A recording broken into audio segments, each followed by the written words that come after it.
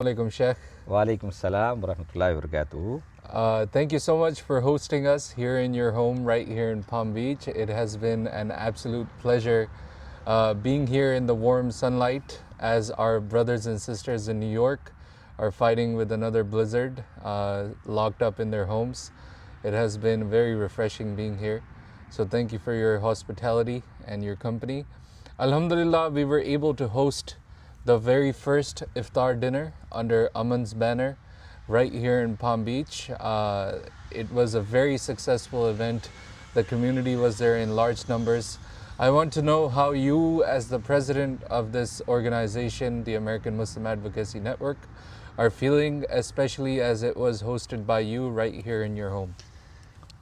First of all, thank you so much, and it is always been a pleasure for me to have you, all of you here, especially you and our chairman, Mufti Sajjad Saab here in Florida. I think this is the second time that you have been here. Yes. MashaAllah. And and it's also great honor for me as well that first AMAN conference was organized here in Florida, and then first Imam's retreat as was organized here in Florida, and this is the third event. Fundraising dinner and iftar was hosted also in Florida, mashallah. Alhamdulillah. So we started preparation, I think for the last 2 months. We're trying to reach out our people, community, and mashallah, it was done yesterday, and more than 200 people participated and they joined this iftar and dinner, and most of them were dignitaries and professionals, doctors, engineers. They came, and men, women, everyone.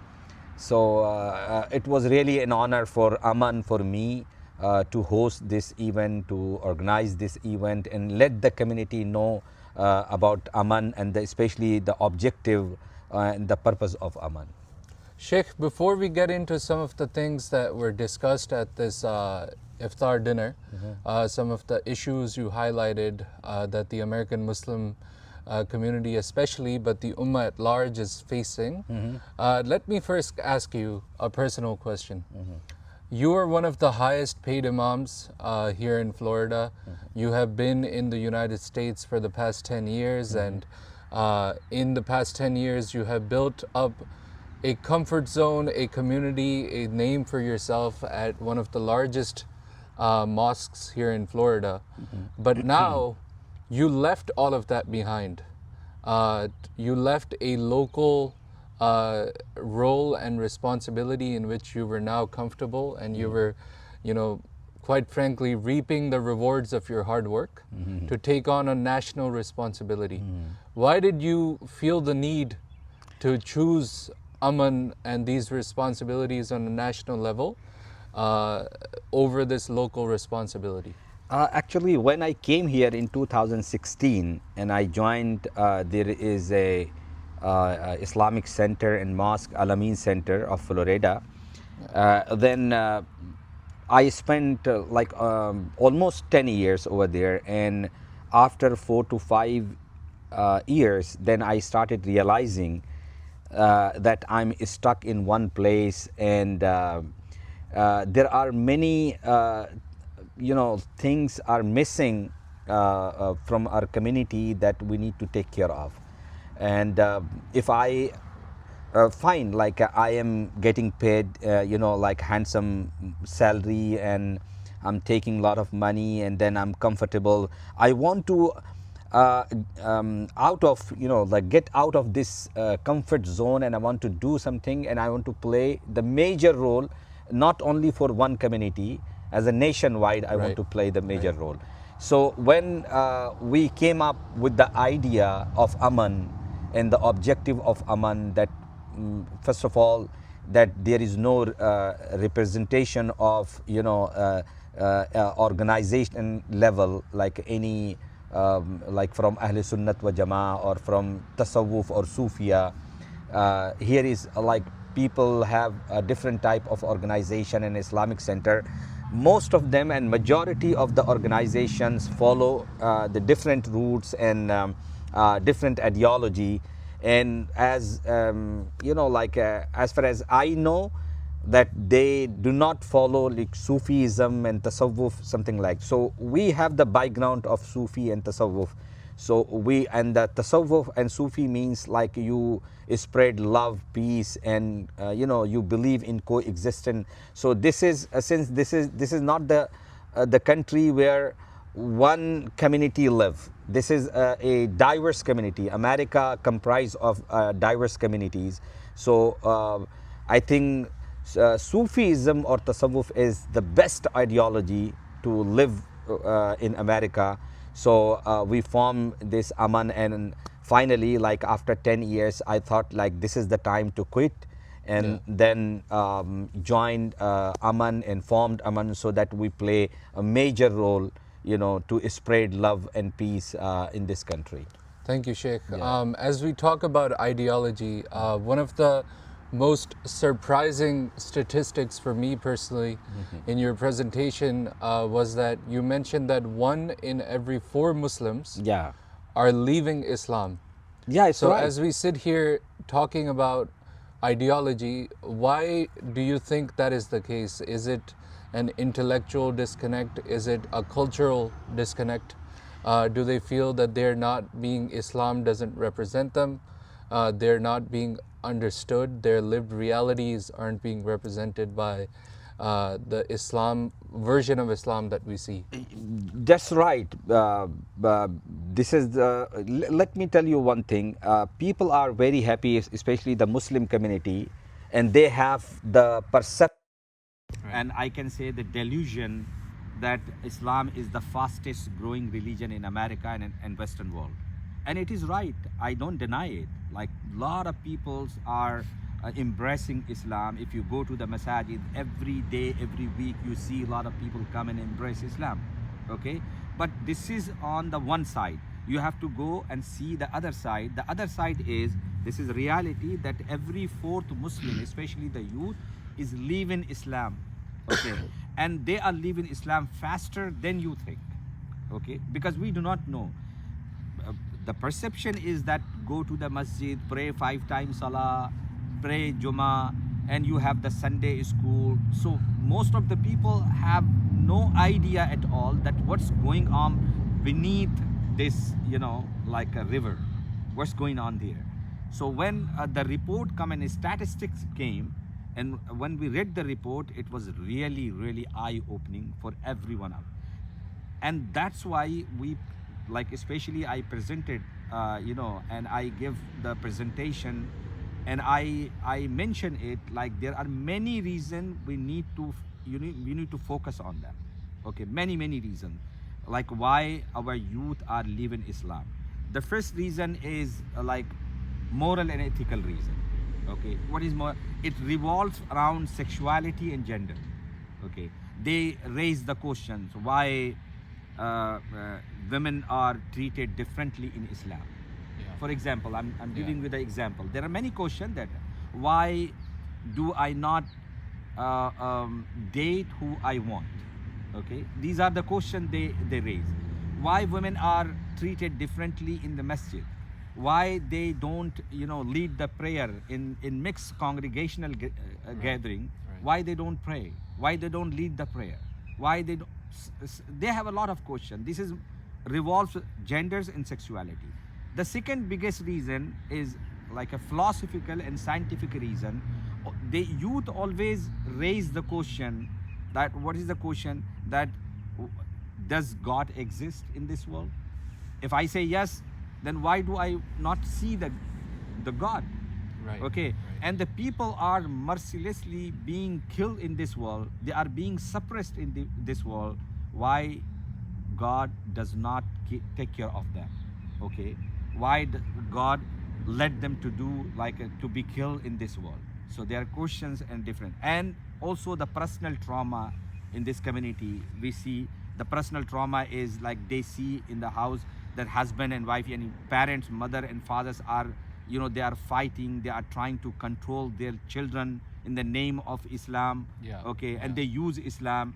when they see something extremism in the world, okay, these extremism are justified with the Quran, with Islam, okay, this is, so automatically these are the things, the negative points come to their mind and they are inculcating into their mind, and they finally they decide, no, this is not the Islam I want to follow. I do not want to be branded as a Muslims in this world, and they are quitting. If they are not openly, okay, proclaiming that, okay, I'm leaving Islam, but from inside they are not anymore practicing Muslims. This is reality. So what now, what to do? Like, we need such a, you know, like you can say intellectual, okay, updated imam, who have not only the knowledge of Islam, but they have knowledge of, you know, this reality, technology, mentality. So all kind of the mixtures, you know, of knowledge in Islam. So you should be very updated in this topic, so that if anybody comes, so you should not tell them, okay, no, you have to believe only, you should not raise the question. Or you say, astaghfirullah, what kind of a questions you are raising? Okay, this is un-Islamic, unethical. You should not say.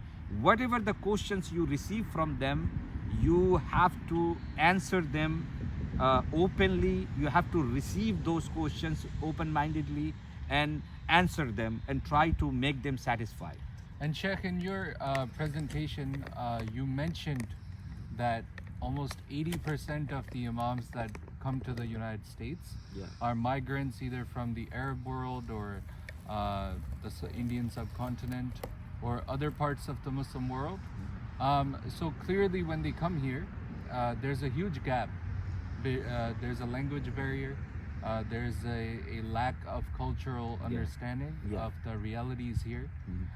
So what is AMAN doing to bridge this gap between the American Muslim and this migrant imam that is coming here? Yeah, so the basic idea came up when we started researching, and we gathered the information about imam, and we consulted with other, you know, the organization, those who are conducting, you know, the reports and everything. They gathered the report, and they, so then we have gone through every second stages, and then we came up the idea that we need to form a nationwide National Imam Council, okay, because as you said, 80% imam are coming from, you know, South Asian country or the Middle Eastern countries.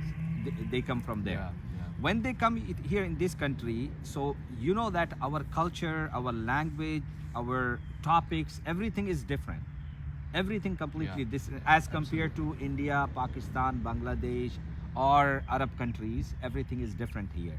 So when we came here, when we landed, we are not aware of, first of all, the need of the Muslim community in America.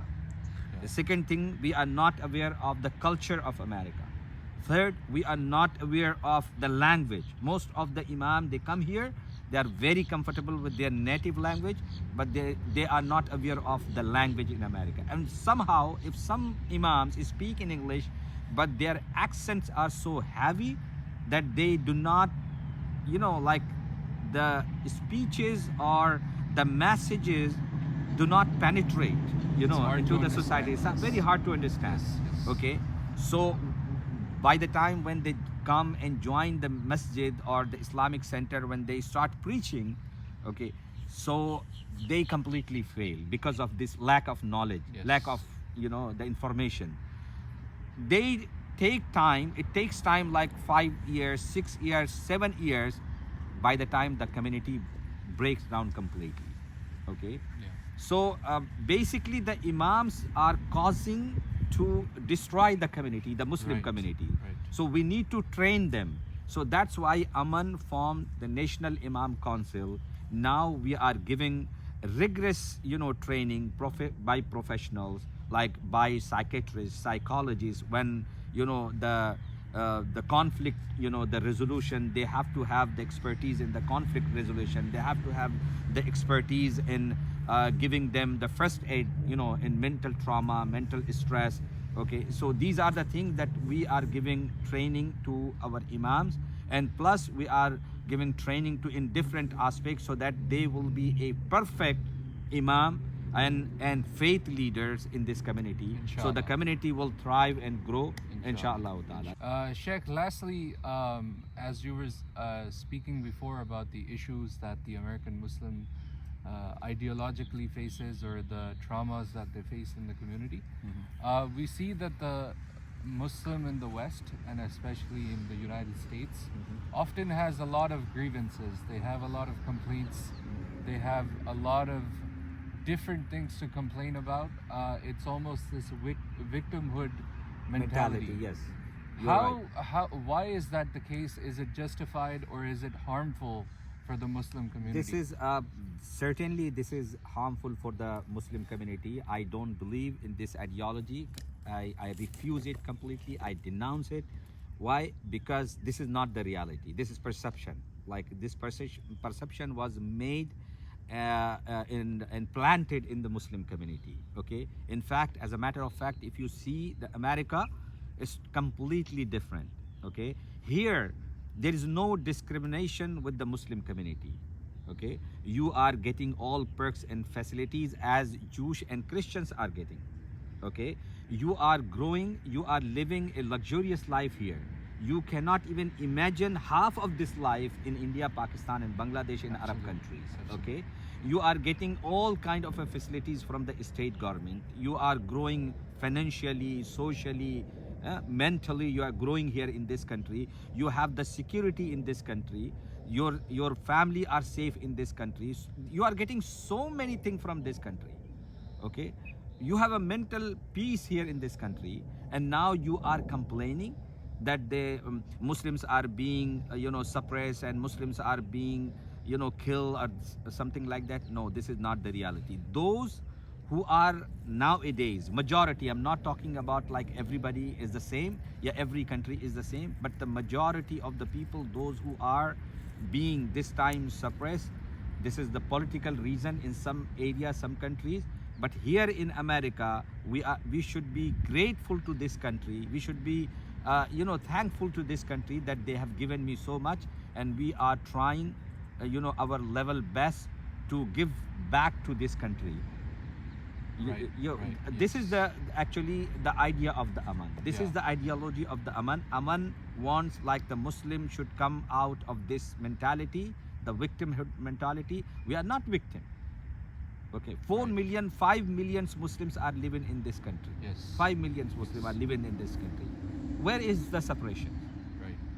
Okay, everybody is treated equally. Yeah, we are in government offices. Yes. We're in powers of position. We have a huge, like a business tycoon. Right. You can see here the congressmen and women. Yeah. You can see here that many mayors, elected officials. If you go to the New York, you can see thousands of the policemen, personals. Yeah. Okay, so everywhere if you go to the government or non-government sectors, you can see the Muslims are thriving. Right. Muslims are growing here in this country. So this is totally, I think this is kind of a conspiracy against the Muslims community, that they are being injected that you have been actually suffering, or you have been targeting, like something like that. Yeah. So I don't believe. And AMAN is working day and night to eliminate this idea, okay, and to plan the new, you can say the ideology that based on the truth. Of empowerment. Yeah, empowerment. Sheikh, thank you so much for your time. Questions are many. We can talk to you all day and benefit from your knowledge, and maybe continue benefiting from you. Thank you for your time, and we are excited to see what AMAN has in store for this year and beyond for the American Muslims, inshallah. Yeah. Thank you once again for all you do. Thank you so and for much. your time. Thank you so much for coming this and giving us the opportunity to host here in Florida. Inshallah. Alhamdulillah.